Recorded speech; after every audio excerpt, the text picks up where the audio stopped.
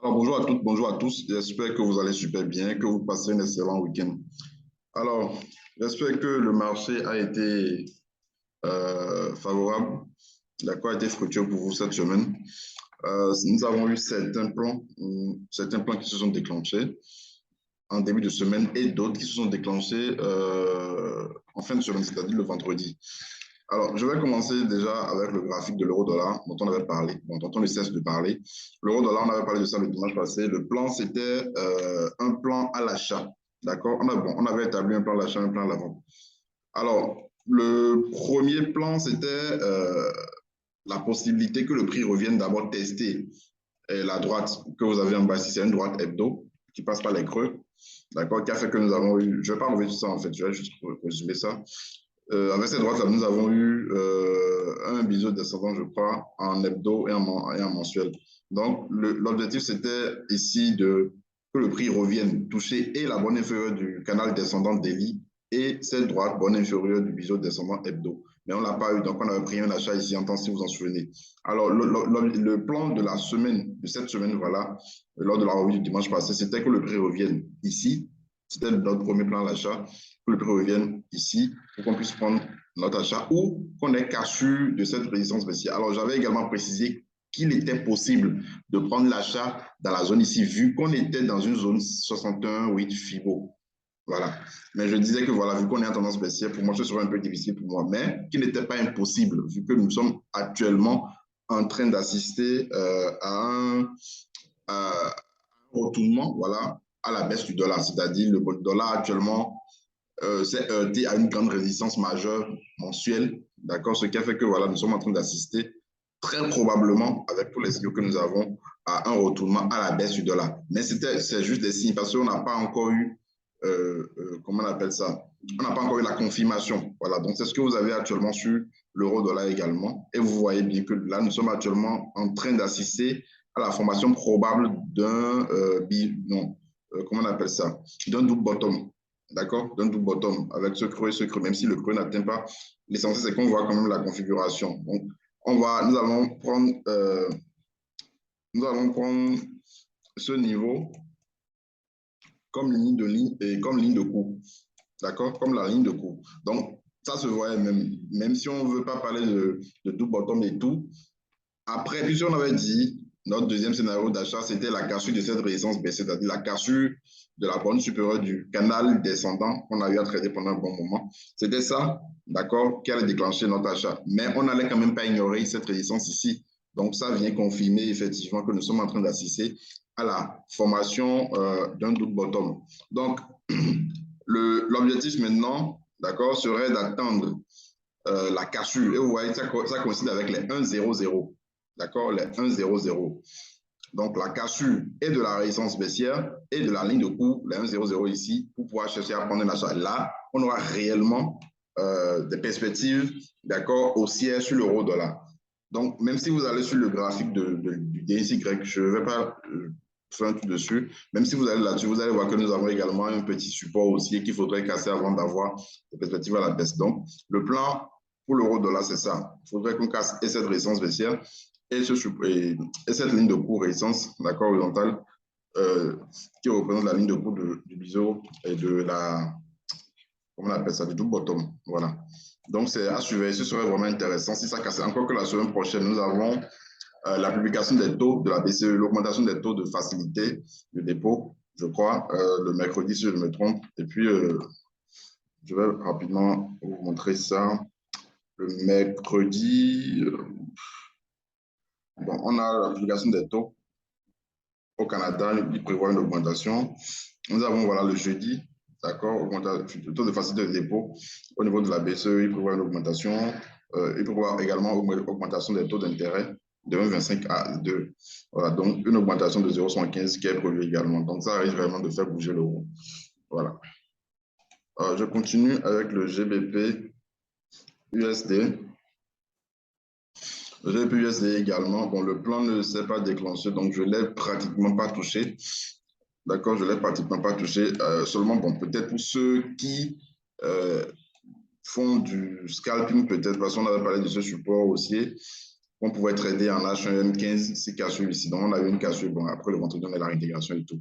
Bon, l'objectif, sinon le plan initial, c'était quoi? C'est la cassure. Et là, ici également, vous voyez, formation probable de double bottom. D'accord? Donc, cette zone-là est déjà tracée, va représenter la zone de la ligne de cours. Donc, le plan n'a toujours pas changé. Cassure des 1,14, 24, 1,14, 92. En tout cas, au-dessus de 1,14, 92. Pour le bac, on peut chercher des perspectives à la hausse. On peut chercher des achats. Voilà. Donc, ça n'a toujours pas changé le plan. Encore que voilà, nous avons eu le rebond ici sur la borne inférieure du biseau descendant hebdomadaire, ok, sur le GBP USD. Donc, ce serait vraiment intéressant si, au cours de la semaine prochaine, on arrivait à avoir toutes ces cassures-là. Voilà. Et bien sûr, n'oubliez pas le pullback. Ce serait vraiment intéressant. Alors, la position qu'on a pris le lundi, je crois, hein, si je me trompe, lundi ou mardi, je ne me rappelle plus trop, vendredi, jeudi, mercredi. Ok, c'était le lundi, d'accord, c'était ça, c'était l'USD-CHF. On a pris une vente. Et comme je vous l'ai toujours dit, voilà, le dimanche passé, déjà, je parlais déjà de ce support aussi. Je disais, ceux qui veulent être prudents, c'est-à-dire ceux qui ne veulent pas prendre les rebonds et tout, qui aiment les cassures, vous attendez d'abord la cassure de ce support aussi avant de prendre position, de prendre la vente sur l'USD-CHF. Mais nous, qui aiment les rebonds, d'accord, déjà ici, on a pris la vente et je l'ai dit, j'ai envoyé ça dans le canal Telegram. Nous avons pris une vente ici, dans cette zone, la zone de 1,0050. 1,0065, on a pris la vente là-dessus. Et en envoyant le graphique, la capture dans le canal, je vous ai parlé de ce support. Je disais, voilà, nous allons renforcer 6 cassures du moins, cassures plus bas de ce support aussi. Donc, ça n'a pas été le cas. Au contraire, on a eu le rebond là-dessus. J'ai même vu certains ont pris un achat là-dessus. Voilà, c'était quand même logique vu que nous sommes dans une tendance haussière court terme. Voilà, donc, la position, voilà, le prix est revenu à break-even. Bon, on a pris une partie quand même, parce que voilà, on n'allait pas laisser on n'allait pas laisser la position en cours, sachant qu'il y a bien un obstacle ici qui pourrait repousser le prix. Donc, on a pris une partie, on a fait break-even, on est sorti là-dessus sur l'USD-CHF. Donc, ceux qui n'avaient pas pris la position le lundi avaient la possibilité de se rattraper le vendredi ici. D'accord? Donc, pour moi, je ne l'ai pas pris, hein, c'était le vendredi soir. Donc, je n'étais pas vraiment devant mon écran. Et là, actuellement, nous sommes en train d'assister à la cassure de ce support aussi. Donc, ceux qui attendaient cassure maintenant, d'accord, peuvent surveiller au cours de la semaine et prendre cette position-là sur l'USD-CHF. Ce serait vraiment intéressant parce que, bon, déjà qu'on a déjà parlé de ça, au moins trois séances, je crois. Hein. Voilà, on a parlé de ce range et tout, Roger ici, voilà. Donc, ce serait vraiment intéressant, d'accord, de chercher à prendre cette vente-là, encore avec la bougie de retournement que nous avons eu. On peut parler d'étoile du soir, hein, voilà, on peut parler d'étoile du soir, même si cette bougie-là n'a pas le même format que la bougie que vous avez ici. Mais bon, on voit quand même la configuration, c'est une bougie de retournement. On peut parler d'étoile du soir. Donc, si cassure ici, nous aurons la confirmation pour chercher à prendre une vente sur l'USD-CHF. Alors, l'USD-JPY, le plan s'est déclenché le vendredi soir également. Oui, vendredi soir, hein, si je me trompe. Ça également, ça a été envoyé dans le canal. Le plan, hein, on avait parlé de ça également, je crois, le dimanche passé. Le plan a été envoyé dans le canal. Et c'était quoi? Rebond sur la borne supérieure de ce canal. Et c'est effectivement ce qu'on a eu le vendredi passé. OK, donc je crois que ce n'est pas encore vraiment tard. Hein, je ne l'ai pas pris. C'était un peu trop parti, donc je ne suis pas rentré dedans. Je crois qu'on peut quand même chercher, parce que là aussi, bon, c'est un peu comme ce que nous avons su, la configuration que nous avons sur l'USD-CHF. Ici, vous avez également ce petit support haussier qui pourrait, bon, hein, toutefois, repousser le prix, c'est possible. Donc, raison pour laquelle ce ne serait pas prudent de prendre une vente actuellement sur l'USD-CHF. Voilà, déjà qu'on a déjà eu un petit rebond là-dessus, vous voyez. Donc, si vous avez loupé ici et vous dites, ah, OK, il faut que je rentre, et puis vous prenez une vente ici, vous voyez ce qui s'est passé. Ça a repoussé le prix et puis c'est parti finalement. Voilà, bon, c'est en train de partir. Donc, ce n'est pas encore trop tard, hein, c'est pas encore trop tard. Et là, ça forme un petit biseau ascendant, extrêmement important parce que là, vous voyez que les deux bornes sont en train de se fermer déjà, donc il n'y a plus suffisamment d'espace. Soit ça casse par le haut, soit ça casse par le bas. Et la probabilité est très forte que ça casse par le bas, vu que c'est un circuit de retournement. Donc là, nous allons, comme sur l'USD-CHF, également surveiller le rebond et la cassure du moins ici pour prendre la vente, vu qu'on n'avait pas pris depuis ce niveau-là. Voilà, donc très bon plan à surveiller, USDJPY.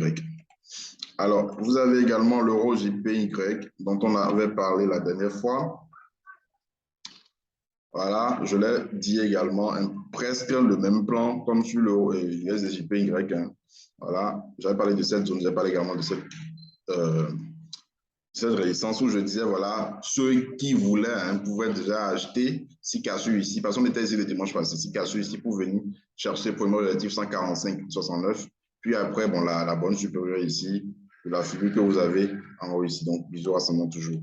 Donc là, on a eu le rebond ici, ça aussi c'était le vendredi. D'accord, donc là, bon, c'est en train de repartir. Je crois qu'on peut aller en H1 ou M15 pour chercher un Fibo dans la zone ici pour prendre une vente. Ou, je ne sais pas ce qui a repoussé ça, est-ce qu'il y a une droite? Voilà, ou carrément vous attendez la cassure de cette droite-là pour prendre la vente sur l'euro JPY. Voilà, carrément. Mais il faudrait faire attention à l'euro JPY et l'USD JPY. Généralement, déjà qu'il y a une corrélation entre les deux, ça suit souvent le même mouvement. Donc, il faudrait faire extrêmement attention en voulant prendre le risque sur ces deux positions. Et sur ces deux paires du moins. Voilà. L'euro JPY. Alors, il y a l'euro CHF également. On a parlé de l'épaule tête-épaule inversée. Je crois que, je ne sais pas si j'ai parlé de ça le dimanche passé, je ne me rappelle plus, mais je sais quand même que j'ai envoyé ça dans le canal au cours de la semaine. Donc, n'oubliez surtout pas, hein, donc, si vous n'êtes pas encore dans le canal Telegram, vous avez le lien juste dans la description de la vidéo en dessous. Intégrez le canal Telegram. Si vous avez des questions et tout, vous avez le lien du Telegram personnel également. Et si vous n'êtes pas encore abonné à la chaîne, n'oubliez surtout pas de le faire, d'activer la cloche de notification. Il faudrait aussi pas oublier de liker pour nous encourager, d'accord, pour nous donner un peu plus de visibilité sur YouTube. Il faut toujours liker nos vidéos et partager. Alors, donc l'euro CHF, comme je le disais, je l'ai envoyé dans le canal Telegram au cours de la semaine et on attend jusqu'à présent la cassure de cette ligne de coup, bon, de la zone de la ligne de coup que vous avez ici. On a parlé d'épaule, tête, épaule inversée. Ce n'est pas très propre, mais on voit quand même la configuration de façon globale. On voit quand même que, voilà, nous avons une figure de retournement à la hausse. Alors, on avait, je ne sais pas si j'avais parlé de ça dans l'une des revues, on avait, vous voyez, ce rebond qui était une très bonne entrée ici, vous voyez. C'est bon, c'est un canal descendant et tout. Donc là, c'est en train de partir. Là, c'est en train de former, sinon que ça forme une figure de retournement à la hausse. Et ce serait bien si on avait la cassure au cours de la semaine. Voilà. Alors, le dimanche passé, j'avais oublié c'était quoi la paire même? Voilà, j'ai oublié de parler de la paire AUD4 dont on avait parlé le dimanche passé. Et je devais revenir sur ça parce que voilà, on est sorti sur Break-Even la semaine passée. Et le dimanche passé, je devais parler de ça. Non, on est sorti, oui, on est sorti sur Break-Even la semaine passée. Et donc le dimanche passé, donc c'est toujours la semaine passée. Le dimanche passé, je devais revenir sur ça, j'ai totalement oublié. Parce qu'il faudrait, et on pouvait toujours prendre la position à l'achat en fait. Puisque au finish, c'est toujours en train de partir. Vous voyez, ça fait de surplace, mais au finish, la hausse, d'accord, se poursuit. Maintenant, là, vous voyez que c'est en train de faire, de former un range, voilà, de former un range. Donc, il faudrait maintenant casser, OK, pour espérer une hausse, la continuation de la hausse. Mais comme je l'ai toujours dit, l'idéal, c'était, l'entrée, c'était ici. La première entrée qu'on avait prise, c'était quelque part ici, bien, je ne me rappelle plus trop. D'accord, mais là, bon, on a eu beaucoup de rebonds et tout. Mais bon. Donc, actuellement, d'accord, il faudrait surveiller ces zones maintenant pour chercher un achat sur l'AUD4. Voilà, c'est toujours possible. NZD4 également, j'ai oublié de parler de ça. Le dimanche passé, j'ai oublié de parler de ça. J'avais parlé de ça le dimanche passé, mais je ne me rappelle plus trop quand même. D'accord, donc on a eu finalement ce qu'on voulait, la configuration qu'on voulait. D'accord, je vais diminuer le zoom, vous allez voir. Voilà. Donc, je ne sais pas, je ne me rappelle plus si j'ai envoyé ça dans le canal la semaine passée, mais je sais quand même que j'ai parlé de ça dans la revue du dimanche passé. Voilà. Où j'avais parlé de cette combinaison, d'accord, cette combo, borne inférieure, canal descendant délit, borne inférieure, canal, oui, canal descendant H4. C'est un H4 qu'on avait identifié cette figure. Bon, bref. Donc, finalement, on l'a eu, ce rebond. Voilà, ça doit être la semaine passée. Voilà. Donc, c'était ici. On l'a vu. Là, c'est en train de partir déjà. Donc, c'est presque le même scénario comme sur la UDCAD. Presque le même scénario. Voilà. Donc, on a une zone ici qu'on peut tracer et attendre la cachure pour prendre un achat. Voilà, cette zone-là. Donc, c'est ça. Le gold, également, je l'ai loupé, puisque le plan, c'était quoi? J'avais parlé de deux possibilités. Soit on pouvait déjà chercher à prendre un achat si le prix revenait sur ce creux, ou carrément on attend le retour du prix en bas ici. Donc, le premier plan s'est déclenché et c'était également le vendredi. Le vendredi, j'étais vraiment occupé, je n'étais pas devant mon écran. Voilà. Donc, j'ai loupé les deux entrées en fait. Parce que nous avons eu une première entrée ici, deuxième entrée ici, parce que c'était un biseau descendant et tout. Deuxième entrée ici, ça a cassé. Finalement, c'est parti. Donc, nous allons chercher maintenant une correction, c'est-à-dire un petit pullback ou bien un retracement FIBO. Donc, ça va coïncider avec le pullback. On aura une très bonne combinaison. Si ça devait corriger, ce serait vraiment parfait. Là, nous allons prendre position pour viser la bonne supérieure du canal descendant sur le gold. Voilà. Et si cassure, nous allons renforcer. Voilà. Et si vous allez en délit, vous allez voir que ça risque de former un double bottom également. Voilà. Voilà ça. D'accord? Donc, ça risque de former. Si le prix devait continuer, on risque d'avoir un grand double bottom. Ce serait parfait pour une nouvelle phase haussière sur le gold. Alors, à part ça, je ne sais pas, je voulais parler d'une paire, je suis en train d'oublier. Bon, j'ai parlé déjà de l'euro JPY, de l'USJPY. Bon, le S100, parce qu'il y a beaucoup de personnes qui demandent souvent l'US100. Ok, l'US1 est revenu sur sur ce support, bon, cette zone de support et tout. J'ai regardé ça il y a un peu longtemps. Hein.